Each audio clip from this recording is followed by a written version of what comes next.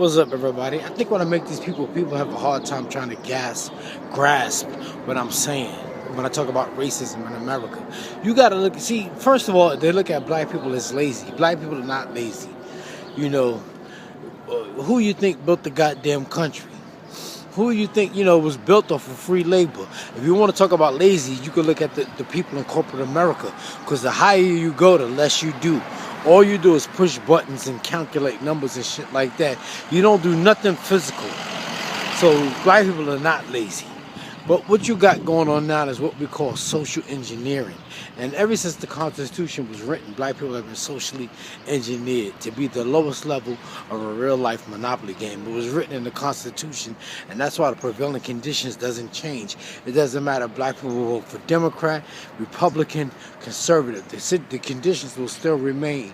And you got to realize black people do not vote as a group for one. And that's what racism is about. Racism is about a group. It's a group phenomenon, and you must compete as a group. That's why when immigrants come to America, they may come here as immigrants, but the first thing they do is they start looking for people that look like them. They look for their type of neighborhood. They look for somebody that has something in common with the way they dress, the way they wear their hair, the foods they eat, and the music they listen to.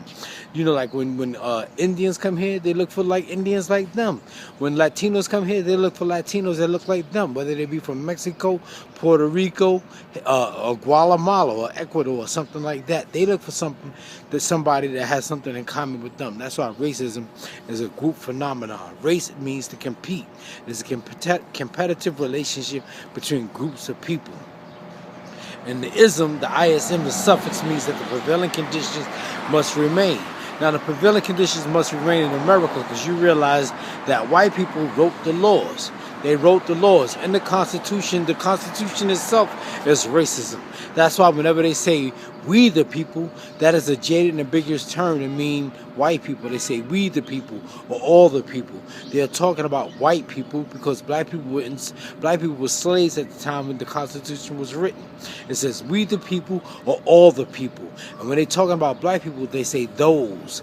They say those with broken souls or those in servitude, those indentured servants. They're talking about black people. They don't use the term black in the Constitution because they don't want to leave a paper trail. They want to leave jaded and ambiguous terms. They don't use the word white, I don't think, because they don't want to seem like they were racist at that time. But the Constitution was racist, and you got to understand at the time when the Constitution was written and racism was so prevalent, they didn't see anything wrong with what they were doing.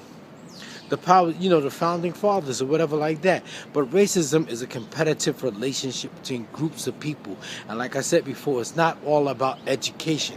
Because you got to look at most of these educated people, these so-called educated people, don't go back and help their neighborhoods where they're from.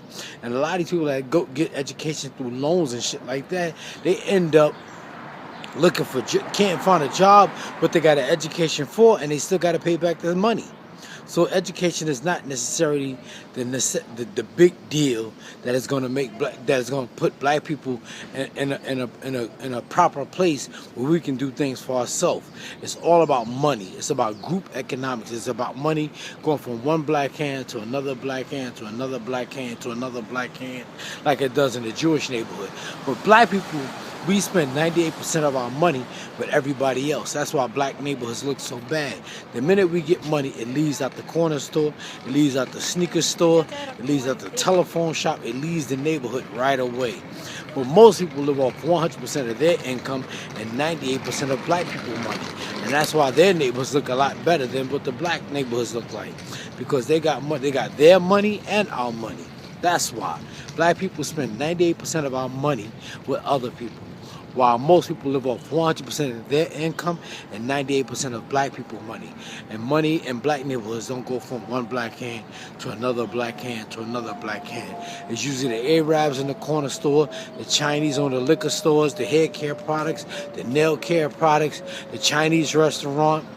And they even getting into religion now, and that's really gonna fuck black people up, because that's the main thing that keeps black people fucked up is religion. We Jews, Baptists, Christians, Muslims, 5%ers, Moors. The powers that be, the government don't care about that shit, what your religion is. That shit don't mean nothing to them. And that's what's wrong with black people right now. We don't sit together as a group and practice racism like everybody else. Everybody else is racist. They got Chinese buses downtown. You don't see black bus companies downtown, but nobody says nothing about that. All right, y'all, I'm out. Peace.